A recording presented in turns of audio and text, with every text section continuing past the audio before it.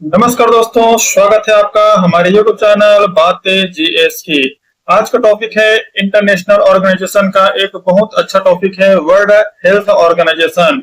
WHO क्या है? आज हम बात करने जा रहे हैं। एक ऐसे वैश्विक संगठन है जिसकी पूरी दुनिया की सेहत को सुरक्षित रखने की जिम्मेदारी ले रखी है। विश्व स्वास्थ्य संगठन, वर्ल्ड हेल्थ ऑर्गेनाइजेशन। क्या है WHO का असली उद्देश्य? क्या ये संगठन सिर्फ सलाह देता है या कुछ इन्फोर्स भी कर सकता है? और भारत का इसमें क्या योगदान है, इसके बारे में भी जानेंगे। तो चलो शुरू करते हैं आज का टॉपिक WHO का। इसका पहले इतिहास देखते हैं। इतिहास क्या बोलता है? WHO का स्थापना 7 अप्रैल 1948 को हुई थी। ये इसकी नींव संयुक्त राष्ट्र यूनाइटेड नेशन की एक विशेष संस्था के रूप में रखी गई है। यानी यूनाइटेड नेशन में ये आता है, इसका एक विशेष संस्था है WHO।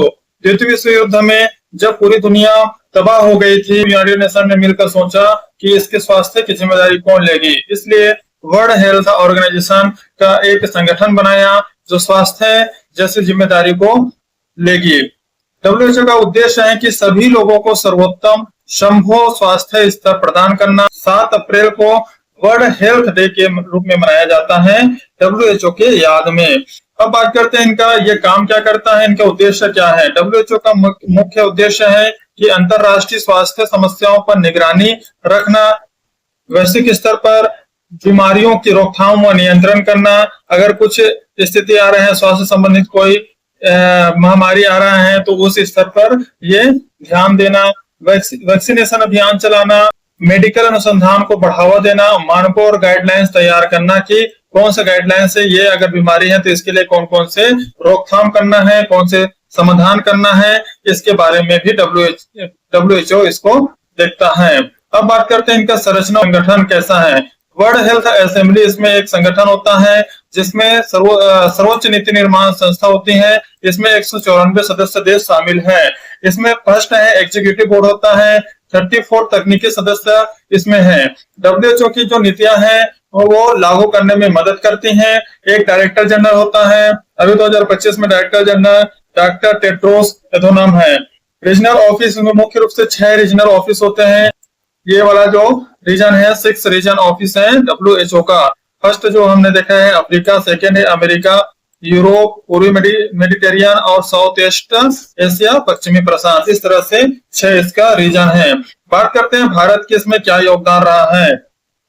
भारत WHO का एक संस्थापक सदस्य रहा है। जब से WHO बना है 1948 में, तब से यह संस्थापक सदस्य के रूप में रहा है। WHO का south east Asia regional office जो अभी बात किए थे, यहाँ पे ये साउथ ईस्ट एशिया है, यहाँ का जो रीजनल ऑफिस है इसका ये प्रतिनिधित्व करता है। यहाँ पे देखा जाए नई दिल्ली में स्थित है।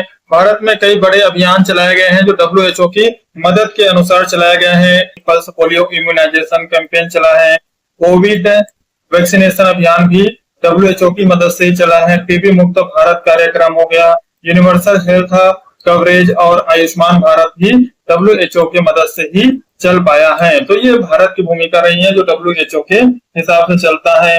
भारत और WHO का जो रिश्ता है वो बहुत मजबूत रहा है। चाहे रिसर्च के बारे में बात किया जाए या सप्लाई चेन के बारे में बात किया जाए या फिर पॉलिसी ड्राफ्टिंग के बारे में बात किया जाए, तो जो भी नीति बनाती है वो भारत के पक्ष में देखने को मिलता है। इसमें मुख्य बात यह है कि ये हमारा यहाँ पे रीजनल सेक्टर है, देखने को भी मिला है। ये हमारा रीजनल सेक्टर, इसका जो हेडक्वार्टर है वो नई दिल्ली में स्थित है। बात करते हैं फंडिंग और स्वतंत्रता। इनको फंडिंग कहाँ से आता है। WHO की जो फंडिंग है वो 2 तरीके से होती है। फर्स्ट है कि सदस्य देशों की निर्धारित राशि, यानी जो सदस्य देश है, जैसे 194 इसमें सदस्य देश है, तो उनके जो निर्धारित राशि होती है कि यहाँ इनको इतना % देना है, ये विकसित देश है तो इनको इतना % देता है, तो ये सब ये निर्धारित करते हैं, वो राशि से आ जाता है। दूसरा चीज है कि वैकल्पिक योगदान, जैसे कि कोई वॉलंटरी कंट्रीब्यूशन देता है उसके हिसाब से आ जाते हैं। जो प्राइवेट संस्थान है और अन्य देश है वो इसमें क्या करते हैं, मनी देते हैं, तो फिर उनके पास ये फंडिंग आता है। बात किया जाए तो WHO की जो स्वतंत्रता को प्रभावित कभी कभी करती हैं, जैसे कि बिल और मेलिंडा गेट्स फाउंडेशन है, वो एक बहुत बड़े योगदान करता है। अब बात करते हैं कि आलोचनाएं और चुनौतियां क्या हैं। आने वाले समय में WHO का क्या महत्व है और लोग या देश इनका आलोचना क्यों करते हैं। फर्स्ट चीज है कि कोविड-19 में चीन की पक्षपात करना शुरू कर दिया था। जब कोविड-19 आया था तो उस समय लोगों को पता नहीं था कि ये कहां से आया था। बाद में पता चला रिसर्च से कि ये चाइना से आया है। तो ये डब्ल्यूएचओ को इसमें ध्यान नहीं था और डब्ल्यूएचओ इसको जानते हुए भी इसे इग्नोर कर दिया। जब ये पूरा फैल गया तब डब्ल्यूएचओ ने आधिकारिक रूप से घोषणा किया कि ये एक महामारी है। तो प्रारंभिक चरण में डब्ल्यूएचओ को चीन की गलत जानकारी को आगे बढ़ाने का आरोप लगा हुआ है। फंडिंग पर वेस्टर्न देशों की पकड़ है। जो इसमें ज्यादा फंडिंग कौन देता है? वेस्टर्न कंट्री देता है, चाहे वो अमेरिका हो, यूरोप हो। सक्रियता की कमी देखने को मिलता है। कई महामारी है और उसकी जो प्रक्रिया है और प्रतिक्रिया है वो देर से होती है। कोई भी महामारी आ रहा है तो फिर उसकी जो प्रतिक्रिया है डब्ल्यूएचओ सही से निर्णय नहीं कर पाते हैं।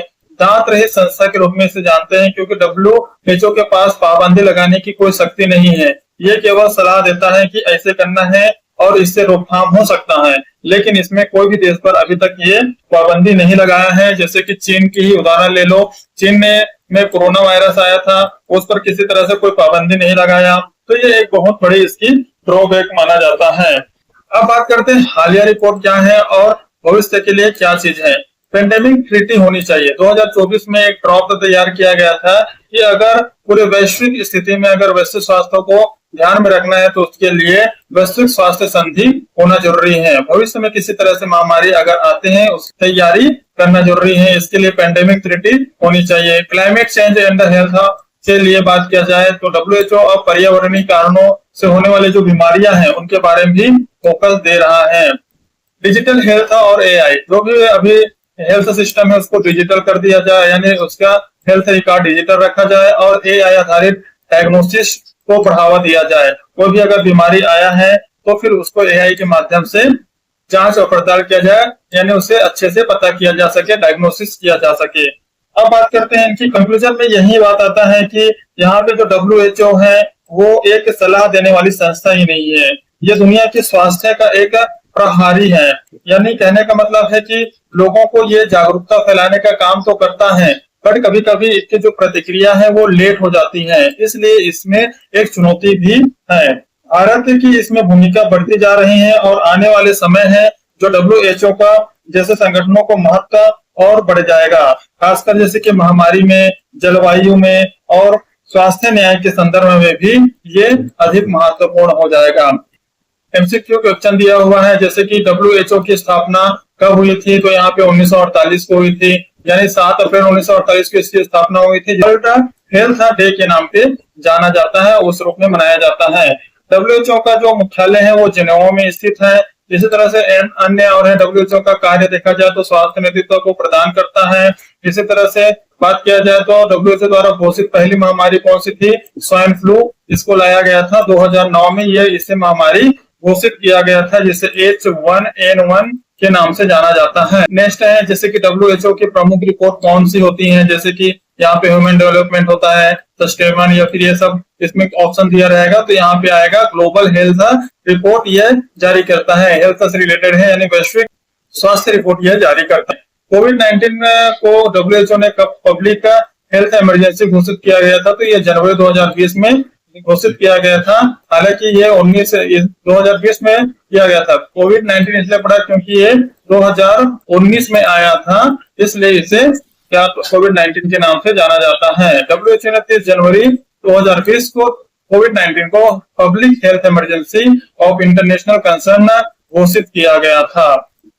अगर वीडियो अच्छा लगे तो लाइक कीजिए, सब्सक्राइब कीजिए। मिलते हैं नेक्स्ट वीडियो में, तब तक के लिए जय हिंद।